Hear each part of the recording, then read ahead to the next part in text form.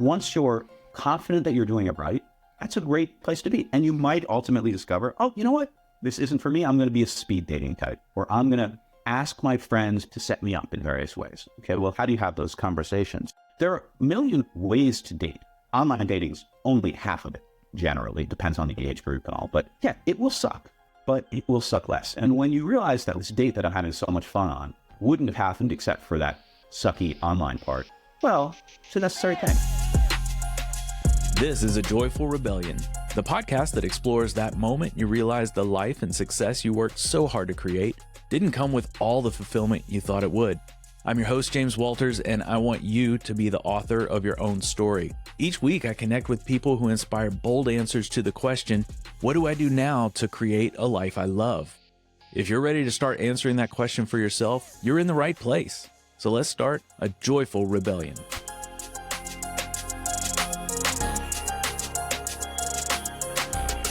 My guest today is Noah Heymann, a dating and relationship coach who can't stand seeing great people frustrated or lonely and understands that the modern dating scene and online dating don't come naturally to anyone. Noah uses a science and data-driven approach to help his clients find success in both their dating journey, then well into when things start to get real with their relationship. He'll share the latest science on dating, from fMRI research to improve confidence and conversation, to data insights into profiles, messages, and crowdsourced feedback on photos. Oh, and this is important to mention. If you are in a supercalifragilistic, just as happy as you can be kind of relationship, well, hey, congratulations. But all the more reason to listen in today, because I bet you have a friend or loved one who is looking for that too. And I know you'll hear a few nuggets of wisdom you could pass along. So thanks for spending time with us today, and we'll jump right in.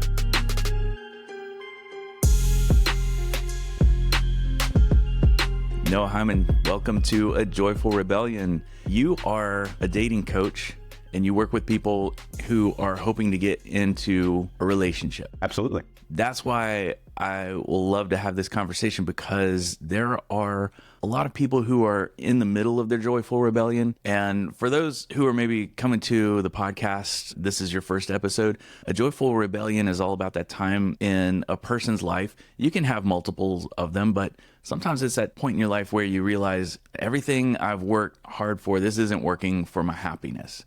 I'm not feeling the joy. Then you have to figure out what you do next. And sometimes that's really hard. And that's where the rebellion part comes in. In order to be happy, sometimes you have to break the rules that you've been following for so many years. Today, we're applying that to relationships, because there are a lot of people who woke up one day, they're like, you know what? This partner, that was working for me 20 years ago, and we've just grown into a rut, and this is not me, and I need to be me. Then once that person goes through that painful transition of figuring out what they need to do to be happy, and they're ready to find love again, they come to someone like you to say, Noah, how the hell do I navigate this? I mean, this world is so different from when I started out in middle school, passing notes to guys or girls in class. Now here we are online. Tell me a little bit about how you got into being a dating relationship coach. How did you get into this? What was the thing that you started to recognize, oh, I can help people, or I have a talent for this? I'd always seen dating and relationships as a really exciting thing. I'd always been nosy into my friends' relationships. I'd always been nosy, prying about how their dating lives were. And it's always what I was reading. I was that dork reading attachment theory books and sexuality books and the latest study on the OkCupid blog or the Photo Feeler blog, and a data nerd crunching these numbers and trying to get my friends like, no, the depth of field is wrong in your photo, right? The background's too crisp. That kind of thing was always exciting to me, but it didn't seem like a career. I had a career. I was a diplomat, had a cool career, was excited about that. Coaching seemed some like long off, vague thing. It wasn't even a dream really in the early days, but it kept nagging at me because in the end, that was what was most exciting to me. And I feel, how is it not the most exciting to everybody else, right? Right. Love is the most exciting thing. It's pretty intoxicating. It really is. And it started also not just being an excitement thing. It started feeling painful to not do it. I saw my friends who deserved everything and they were lonely and I couldn't stand it. Even worse, I had friends in relationships who were lonely. At first, I just wanted to deal with dating. Yeah. Where should I look? If it's the apps, which apps? If I'm on the apps, what should my profile be? My photos, my messages, conversations, sex, these kinds of things. But I realized I really cared about the relationship too. Okay, your wife has just said she wants an open relationship. Are you toast? Can you roll with that? What do you do? Right? Yeah. You've been in this long distance relationship for 3 years. How do you make it an in-person relationship? What are the steps, right? And it all seemed so exciting. Reality is that I spent more time on the dating side. More people are coming to me with the desire to find loving companionship. But I get some very excited clients who are in the relationship. And can we make it better? Can we make it sexy? Can we make it fun? Can we make it comfortable? Can we salvage it? Those kind of questions. On the surface, people probably are asking you questions like, all right, what's the best dating site for me to go to in my particular situation? And then they're probably, you go a little layer deeper and they're asking questions like, all right, what's the best photo? Like, which fish should I hold up in in my profile? Kidding. Spoiler alert, don't do that, please.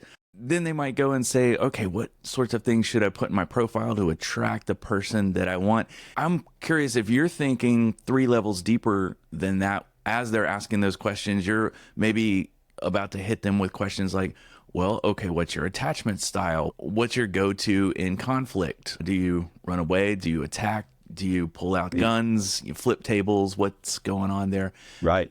When you do start working with a client who is just sort of interested in the chase, and there are probably a lot of people like that who you say, okay, cool.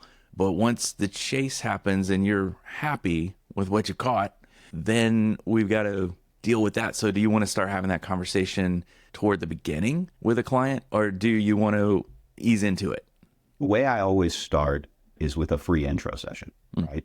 I do it for an hour. I'm a sucker. I give people a lot of time. I do that for a couple of reasons. These are topics people rarely talk about openly, right? And if they have with their friends, they're going to shade it a certain way or something. So to be really open, they have to feel comfortable with me, right? Am I really going to keep this confidential? Am I smart enough that the data I have or the opinions I share or how I coach them, is that even useful? The coaching model that I follow is a modified version of the most basic model, right? Just grow.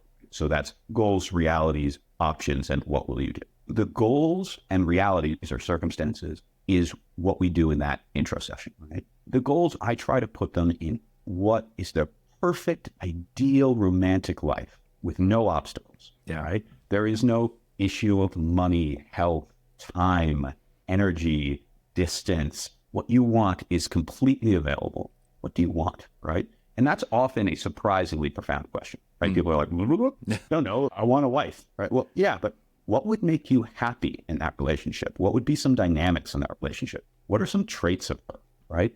And what else? We start from there, not from the like, is this a good photo? And then I get into all of the background, all of the circumstances of, okay, well, what have your relationships been like? How have you dated so far? Where do you feel comfortable? And try to pick out everything we see as potential areas to work, right? It might be body confidence. It might be conversational techniques. It might be, their photos or their profile or messages. So we might find a few of these things. And then I'd ask them, do we want to work together? What are you thinking here, right? Yeah. I am not a therapist, a very long-term coach. I try to be efficient and just crank through sessions as quickly as possible to get them running, confident, dating, in love, all of it, right? The only thing I get from it is referrals. It's almost all referrals. So I'm just like constant referral machine. But that's how we do that, the intro session. And then the first session, we have our options and we choose where we start. If they're worried about their messages and their profile, let's start with the profile because we don't want to send messages from the messy profile, right? And then fix the profile and then send another message to the same person saying, ignore that earlier message. I'm a whole different person now. Yeah. I'm a whole different me right now. I've got my shit together now. You can message me back. Yeah. There's an order of these things, right? And we might get to where they're dating And they still might have some things down the road where there's jealousy issues or whatever that they've never worked through from past relationships, but they didn't want to work with me and coaching on that. That's great. Fine. No problem. 6 months from now, they're in that relationship and that starts to bubble up. Yeah. Might call me back and we might do another session on that, right? It sounds like you take love, relationships, dating, what a lot of people might describe as a touchy-feely kind of thing. You know it when you know it kind of stuff. And a lot of vague language is used, but it sounds like you take a really data-driven approach to it. And you, you can break it down. You've got studies, you got these things. How do you weave that in? Because you've done all of your research and then you can look at a client, give them some of the data without overwhelming them, of course, but how do you use that? Because you're the first person I've talked to who does anything like this that really talks about the data, talks about the studies, talks about the science of attraction and dating and how this all comes together. So where did you start that? When they want to do their photos, for example, I will run through, let's say they're a woman who's looking for a man and she's in her 40s or something like that. There's certain data for men that's irrelevant. I'll take that out, whatever. But for her type, I'll go through everything the data says of what makes the best photos. What is the best expression? What is the best cropping? What do you do with your hands? What do you wear? Right. What is the background? Everything the data says. And the data is really strong at this point, right? Like, you don't have to follow it, but you'd be a fool not to know about it. Right. Yeah. And all of my notes from my sessions with my clients, we have a Dropbox that we share that and they can have that forever. So all of that data also, they get it forever. So that when they're taking a photo, let's say they get out of a relationship 5 years from now and they want to take photos again, they don't have to call me. They know all the data, at least as of 2024 or whatever, because it is continuously updated. Then we talk through the actual photo sessions that will not look like photo sessions. It's sometimes me, right? If they're somewhere near Brooklyn or they're visiting or something, but usually it's not, right? They could be in Seattle or Barcelona or whatever. And I'm talking through, okay, you don't need a professional photographer. We want a friend with an iPhone or a Samsung or something, some modern phone. Good enough.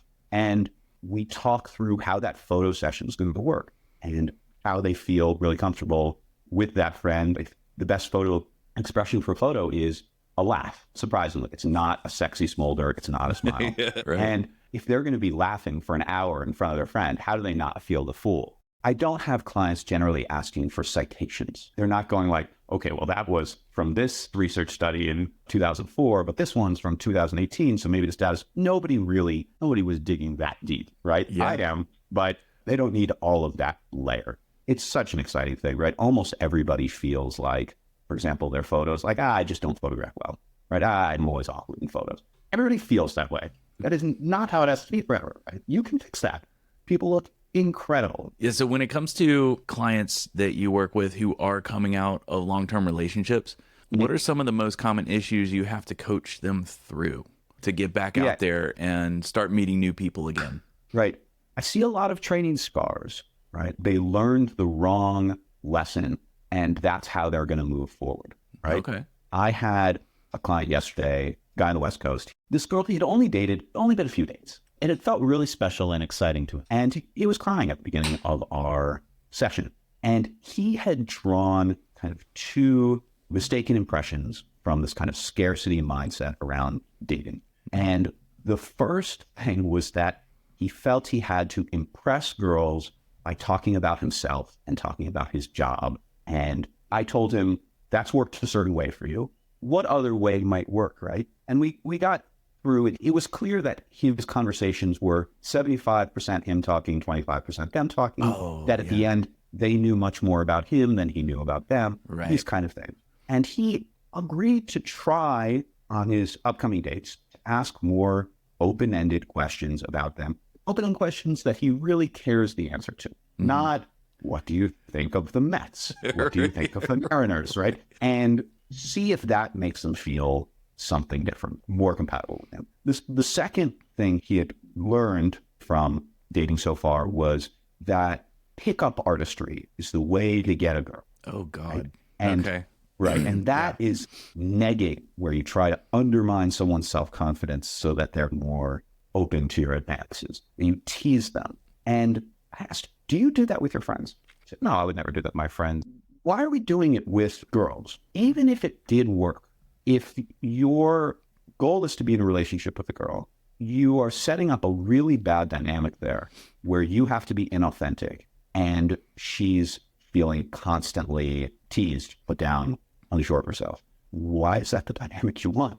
Can we try something else? Can we try just being our authentic self and see if that works? And he was nervous that if he tried that, he couldn't still come across sexy. Oh, interesting. What's the age range of this person? Around 30, right? Oh, okay, that tracks. Okay. Not a kid, but yeah. And he had said, okay, we got to kiss, and I told her, I like your soft lips, and she had told me, I like your strong hands. But he just left it there. I said, questions can be very romantic. Where do you like to be kissed? Where do you like to be touched? How firm? How gentle? And he was nervous that these questions would show a lack of confidence. Like he was supposed to know already. Supposed to know, right? Yeah. And he also... He was thinking of them in a sense of like, well, where do you want to be touched? Where do you like? It doesn't have to be that way, right? These questions can come across from a position of confidence, right? And they can be very sexy. You're making somebody feel comfortable, giving them agency. That is a powerful thing to do. You are setting the scene for them, right? You are hosting that. So he left. He started the session crying, and at the end, he had these kind of 2 powerful plans. And that was really exciting. That would be a breakthrough for anyone who, like you said, was having training. That's a really good way to put it, of this is the way I've always done it. I've never really had success. And then you're the one who points out, well, okay, maybe we shouldn't do it that way anymore if it's always led to not having success.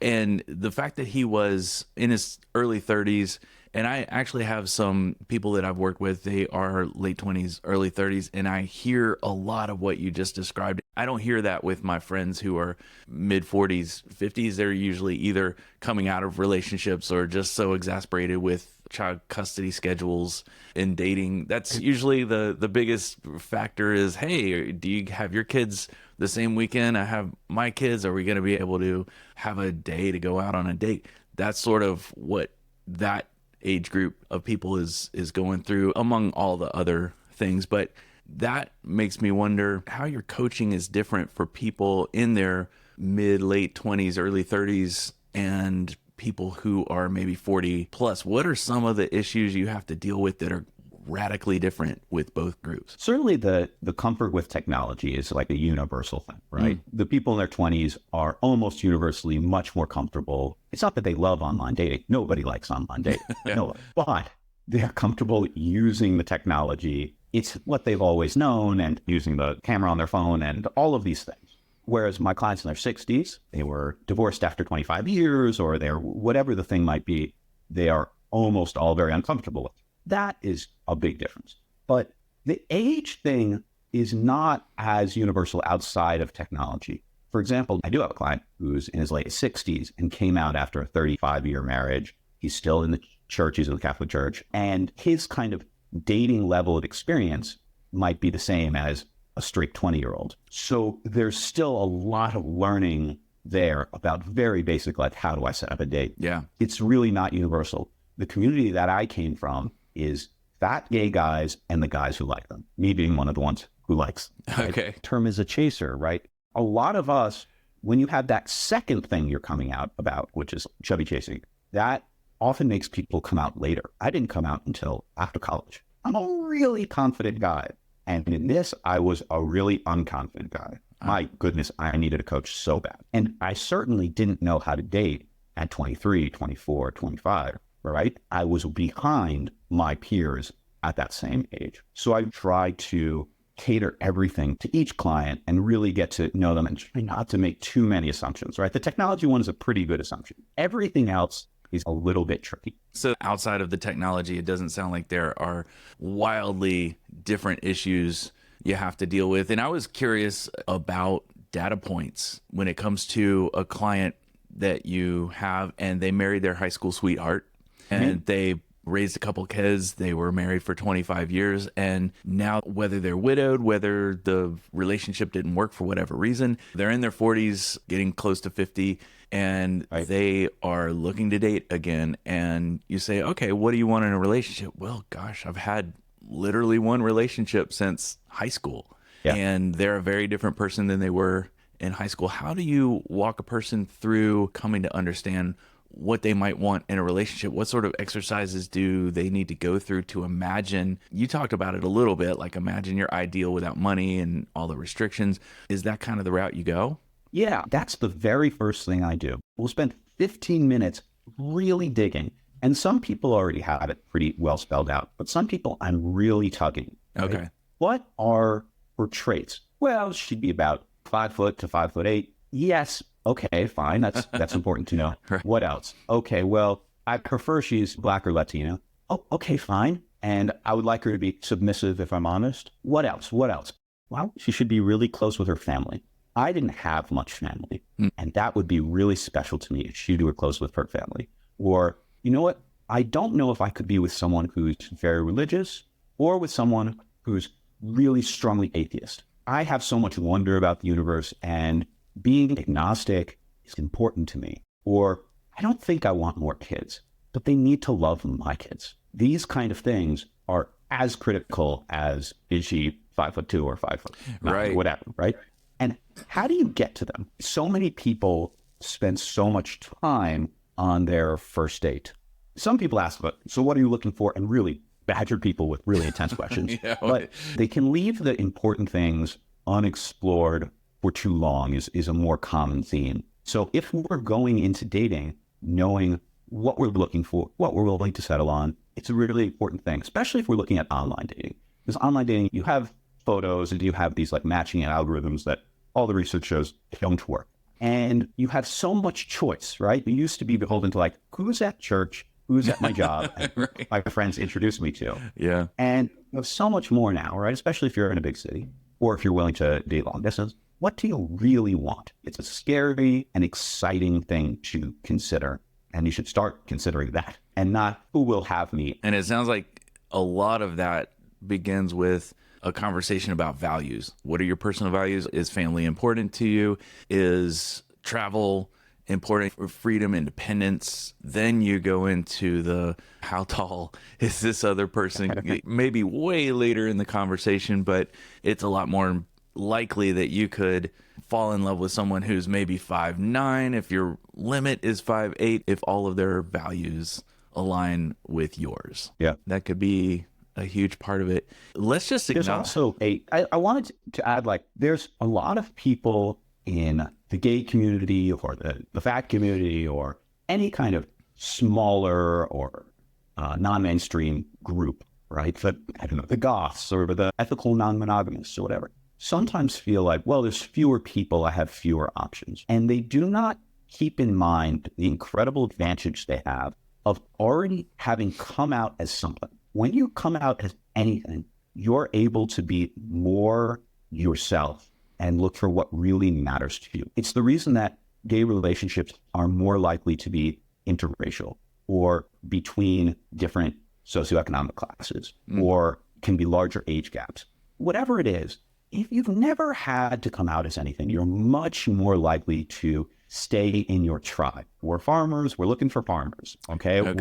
We're lawyers and doctors, we're looking for lawyers and doctors. And to be able to see new people, it's such a gift. I look at my friends from college, it's a lot of the same tribe, right? If you put a wig on these guys, that's their wives, right? And my partner is this big Staten Island. He talks like this, his family, they talk about pasta sauce and sanitation, and they talk about scrap, and they talk about, you remember Aunt Regina, what happened? Do you remember her sauce? That kind of thing. When I was in college and closeted, the girls I was dating were not the female equivalent of that. My goodness, was I missing out. So when you talk through what you really want, and you can sometimes peel away the things that are holding you back that are just random nonsense artifacts. You're making me think how we should just acknowledge all the people right now listening to this who are in a happy, committed relationship with someone they really love, how freaking lucky are you right now, right? Absolutely.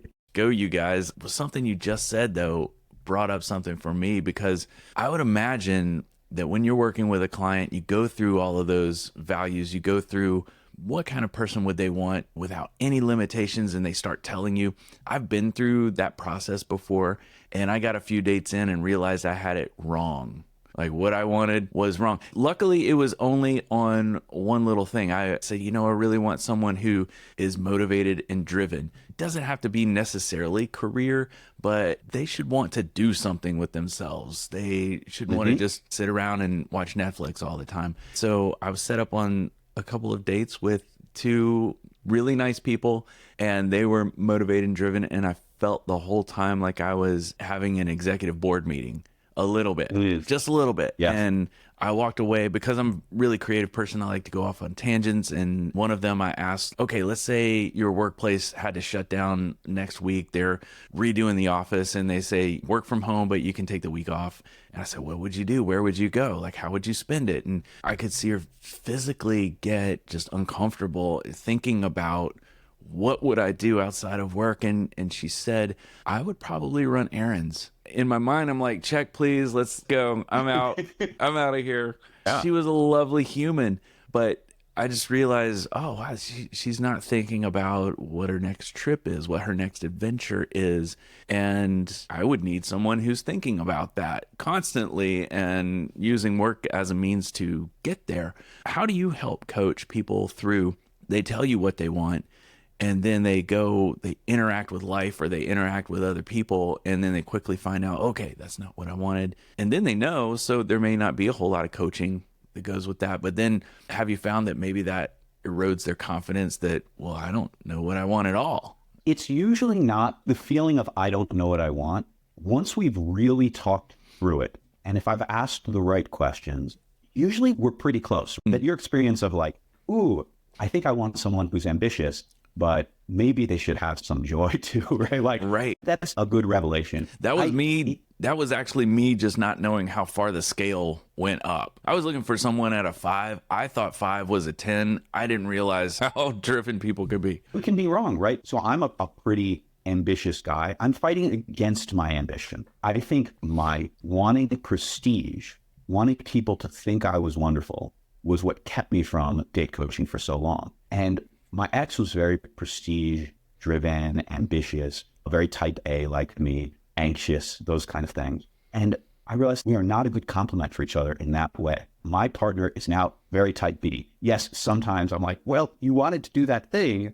It's been 2 weeks. What are you waiting for? Right? Like that kind of thing. Yeah. And yet overall, oh my God, I need that compliment. I need that. So it took me, yes, a couple of year relationship and then another year with my partner to like maybe figure out that's what I need. So it's possible, but most of the time that conversation can get there. And that the other frustrations of like, well, why haven't I found that person? And when I find that, why don't they yet choose me? Are the bigger frustrations. All right. Well, let's shift gears for a second and talk about the thing that I know I wonder sometimes. I tried the dating sites and I find them to all be awful.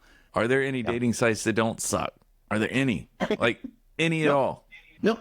They all suck. Just different degrees of suck. Right. There are ones that will suck more for you if they don't fit you. If you're a really sex forward kind of person and you're straight or bi or something, field is pretty well set up for that. If you're the type who likes to swipe, right, Tinder or whatever, pretty set up for that. And there's Hinge and Bumble and stuff. So you want to find the one that works best for you. If you're in some other community, there are apps that cater to that. And a lot of people are on the wrong apps because, well, that's what their friends are, that's what they heard about, or whatever it is. So you can make it suck less by being on the right app, or apps should not be on more than a few. If you're on 5 apps, like, whoa, you are that sounds like a job. Thin. Yeah, that sounds like a job. Yeah. So 1, 2, maybe 3, like depending on why. And then it will suck less when you're confident that you're doing it right. It sucks because people are like, I don't get that many messages.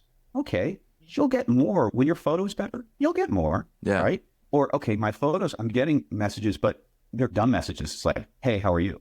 Yeah, well, your profile doesn't say anything. You'll get better messages with a better profile. Ah, okay. Well, I send messages and I don't get many responses. Okay, what are your messages? Hey, how are you? Okay. Oh, you're that guy. Okay. Yeah. So maybe the right message can start a conversation. And then within those messages, as they evolve, well, I spend so long messaging. I don't get to any dates and I hate being online. Okay, well, how are you getting into the date? What kind of questions are you asking? Let's screen share, walk me through it. Like, ooh, okay. You're continuing with like either not asking questions or the questions aren't open-ended or they're ones you don't care the answer to, or you've actually done a great job asking open-ended questions that you care the answers to. Why haven't you set the date? What are you waiting for? Yeah, just pull the trigger. What else is there to say?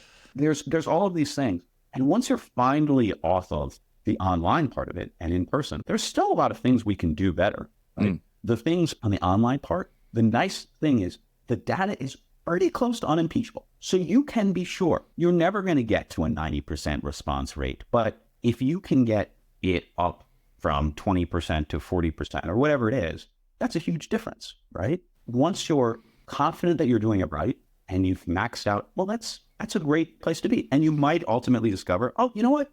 This isn't for me. I'm going to be a speed dating type. I want to go speed dating. Okay, great. Or I'm going to ask my friends in the right way to set me up in various ways. Okay, well, how do you have those conversations, right? There are a million ways to date. It's still, online dating's only half of it, generally. It depends on the age group and all. But yeah, it will suck, but it will suck less, right? And when you realize that like this date that I'm having so much fun on wouldn't have happened except for that sucky online part, well, it's a necessary thing, right? Like not many people like grocery shopping, right? Like you want to eat.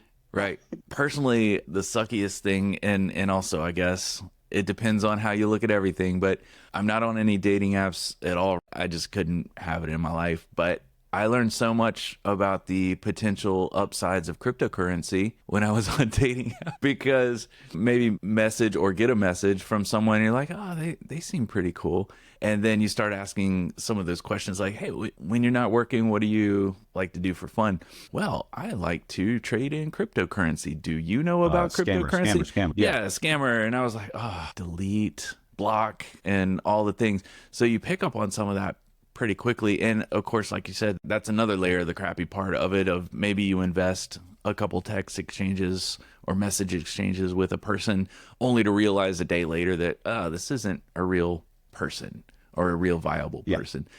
It really hurts your faith in humanity to hit a bunch of scammers, right? There are some apps that are worse on scammers than others. So there's ways to like, okay, this person is vetted, right? Like there might be a check mark or something, depends on the app.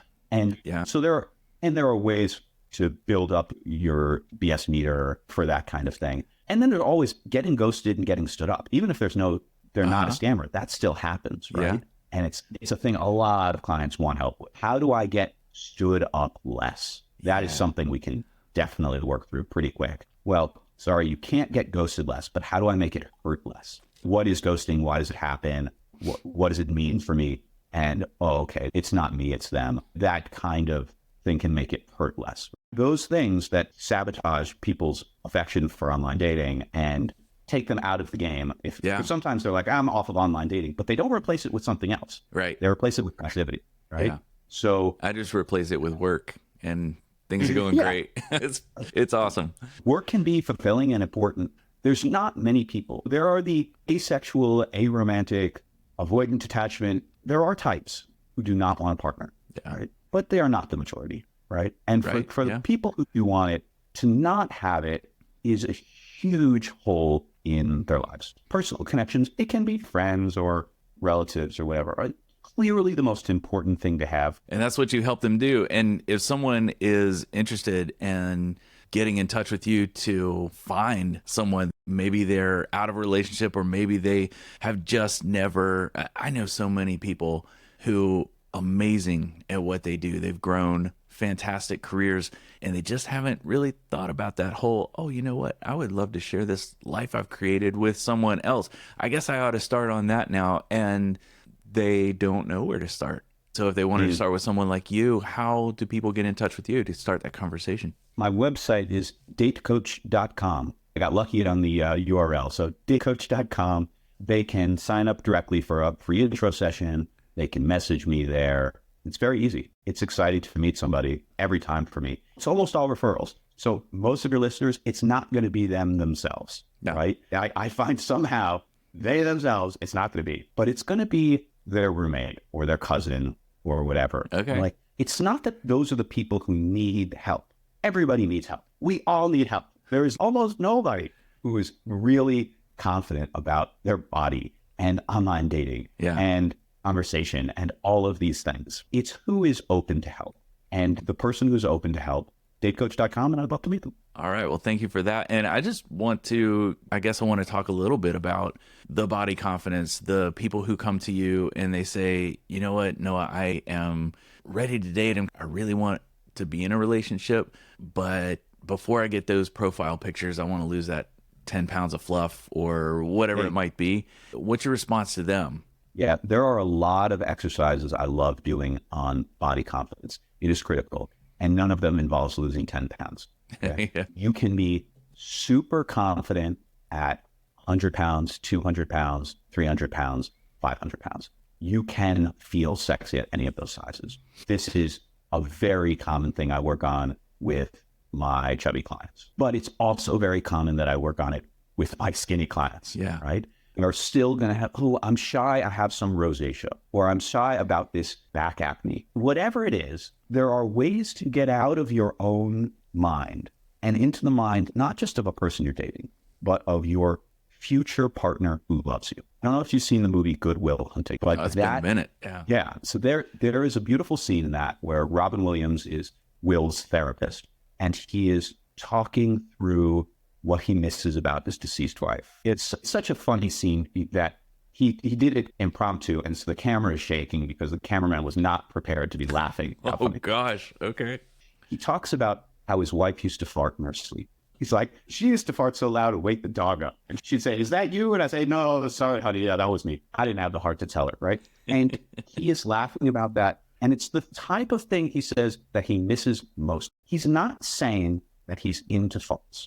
He's saying that the little things he saw that maybe nobody else saw, that was really special to him. And she knew that stuff about him, right? My partner has had a bald spot, like a tonsure, like a monk on his head since he was 19. Okay. I am not into bald guys, but that spot is so sweet, right? If I could snap my fingers and suddenly it would grow back. If he asked me to, I'd snap. But if he didn't ask, I'm not snapping. Yeah. That's my spot. So we might talk through in excruciating detail every part of our body from head to toe and other parts of what makes us outside of our personality, our voice, how we walk, say where, how we smell, any of it. And what might a partner who loves us feel about our really narrow nostrils? And might they say, literally putting our hands together with like, oh, it's so cute, right? And if they can get into that, they've won.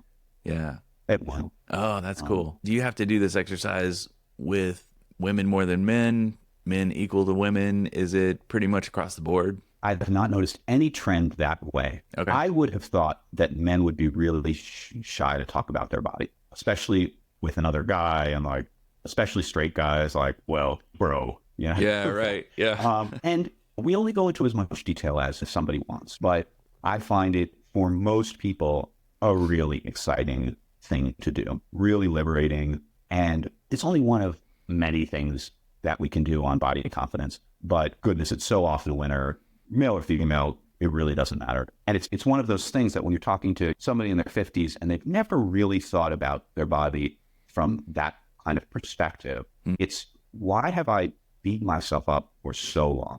Dieting is not just hard, it's literally impossible in the long term for 98% of people. Yeah. That is a lot of pain. Starving sucks. This is a half hour of joy. I'm writing it down, right? And my clients might, when they're having that, oh, shoot, this person didn't go on a third date with me, I wonder if it's my body. They might sit in front of a mirror, get that list out, and like, no, you know what? I might not be everybody's cup of tea, but to a bunch of people and to my partner, I'm a 10. I'm an absolute 10. That's what's important. And that's all about mindset, really. If you've got things that you don't like about yourself, those might be the very things that someone really loves about yours. Like, I haven't really found that with anyone else, and that's what draws them to you. And just realizing that and thinking about it in that way, probably something people don't do very often until they get someone like you to encourage them to maybe shift their mindset. There's a study that I love on fMRI, which is functional magnetic resonance imaging. You can use it to see like what parts of the brain are being activated and try to discern, okay, this person's a liar, or this person is sad, or this person's happy, or whatever. And there are some things for confidence and also conversation technique that you can take from that. I'm a data nerd and I do it for the online dating, but it's also a lot of, it spills into confidence, it spills into conversation and other parts of dating. This study had a really surprising result. So what they did was they put people in the MRI and they exposed them to first negative stimuli that would make them feel disgust or fear or sadness or regret, whatever it was. Then they would measure how much of that negative emotion they were feeling. And then they would have them label what they were feeling. They would say, I'm feeling scared. I'm feeling embarrassed. I'm feeling whatever. And then they read through the fMRI, does labeling it make that negative emotion stronger or less strong? What do you think? I think labeling it took some of the power away from it. Right.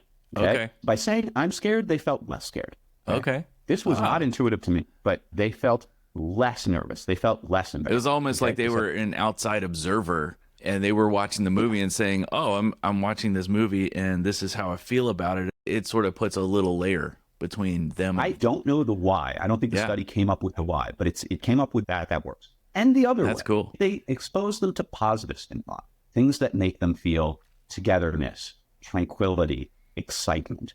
And then they had them to say it. I'm feeling excited.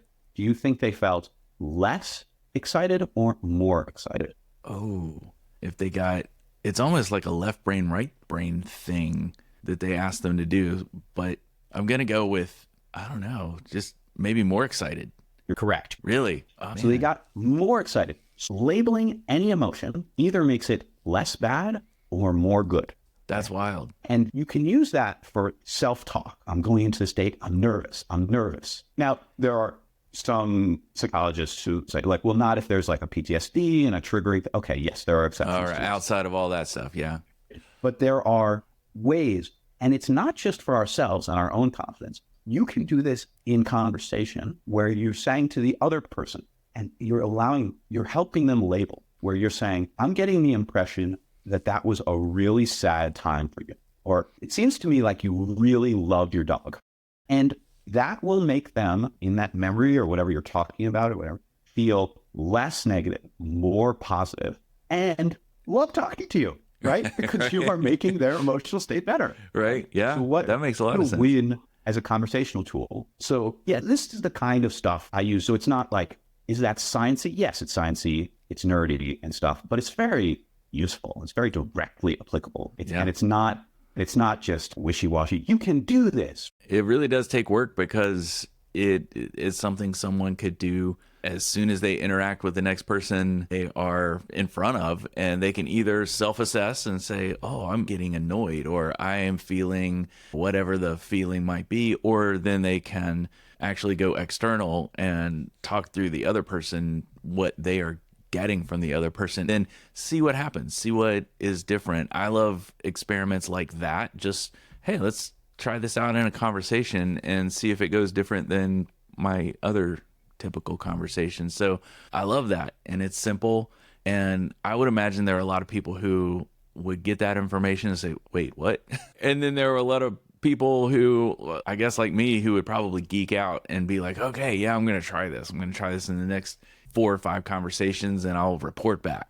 Absolutely. That last part, we've talked about goals, reality. We spell out our options. We don't have to carry out every option. Mm-hmm. What we will do, that is all that matters, right? Yeah. We leave others on the table because some people, that's uncomfortable. I want to try that. Or I don't think I'd be good at that. Or actually, you know what? That's not what I'm worried about. I want to work on this other thing. And even with what we choose to do, I always ask my clients, okay, on a scale of 0, I'm not going to do it, to 10, I'm going to do it. Where are we on this? Right. If they're a 10, great, go with it. If they're less, if they're like an 8, well, what would make it more likely for us to achieve this? Let's say by our next session. And it could be, I'm going to put a reminder in my phone, or I'm going to have an accountability buddy. I'm going to ask my roommate, like, hey, make sure I did this thing. Or they're going to ask me to remind them. Okay, fine, I'll be your reminder. Okay, now we're up to a 9. I can't think of anything else to make it more likely. Okay, great. What if they're a 4? Mm-hmm. And okay, well, what can make it more likely? All right, we're now 5 or 6. What I say at that point is, let's not do this. This is not something that we're going to achieve. 5s and 6s are actually 0s. They don't happen. Okay. That's a good way to look at it. Yeah. And it means that it's bad homework. Either I misjudged our interest in the topic or our ability to carry it out. And it's either something we're going to do together in a session. Let's move on to something else.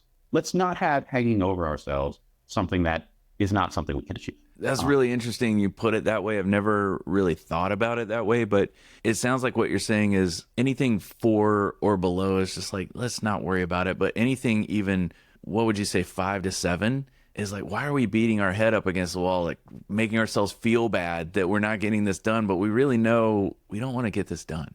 I don't want to give away the exact number because some clients can listen to it and just fake me and say like, a 7, I'll believe you. Right? Okay. A 6, are you sure? Yeah. I'm going to start to doubt it. I love even getting into the science of confidence, not in terms of like body confidence or the confidence to approach somebody, but confidence in our own assessments of how likely something will be. Oh. I love confidence intervals to do this. So this is a little test.